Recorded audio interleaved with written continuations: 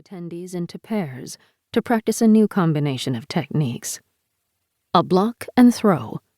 Very useful, especially for a weaker opponent against a stronger attacker.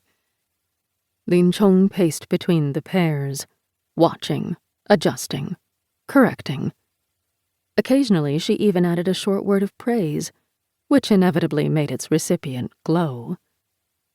In the front of the group, Lu Junyi swept her opponent to the ground and gave Lin Chong a devilish grin.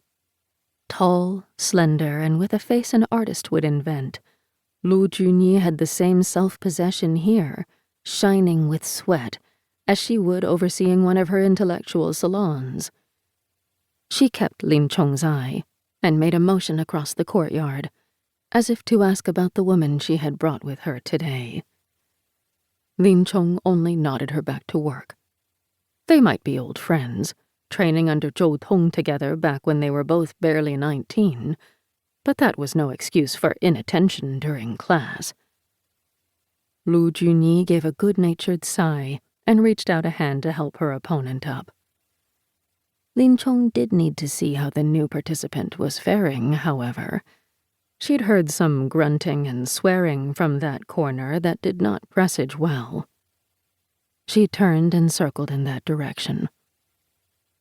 When Lu Junyi had introduced Lu Da before the class began, Lin Chong had not exactly been surprised.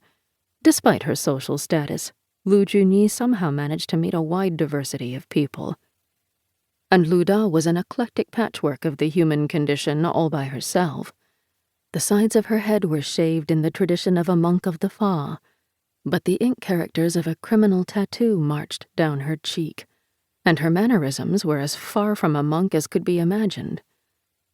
When Lu Junyi had introduced her, Lu Da had spit on the flagstone ground and then nearly shouted her salute, smacking her hands together so hard the respectful gesture might as well have been crushing a melon. She was likely strong enough to crush melons, too. She towered over the other students, and her girth was easily twice Lin Chong and Lu Junyi put together.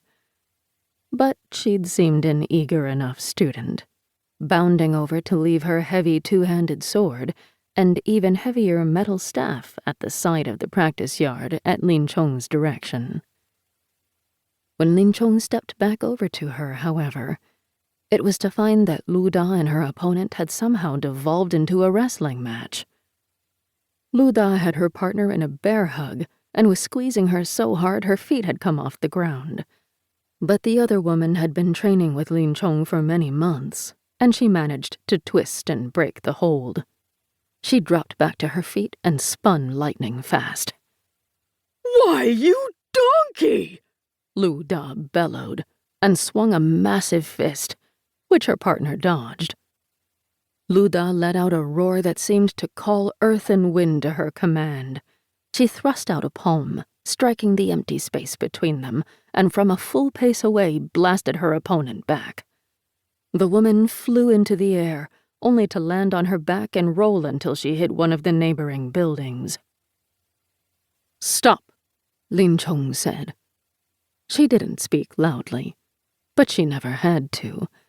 The entire class halted and turned to attention from where they were. Several of them had already been distracted into watching Lu Da, their faces dazed and fascinated. "Attention," Lin Chong said. The class drew their feet together and stood straight, hands behind their backs. Lu Da looked around and then clumsily imitated them. "You are uninjured?" Lin Chong asked the woman who had hit the ground. She scrambled back to her feet. "Yes, Master Instructor." Lin Chong turned to address Lu Da. "You have a god's tooth." Lu Da had the grace to flush red across her broad face. "I do, Master Instructor." "Show me."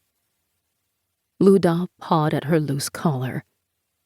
Beneath her tunic, a magnificent garden of tattooed ink peered out, far more wild and fantastical than the impersonal criminal brand on her face. She grabbed at a long leather cord around her neck and drew it forth.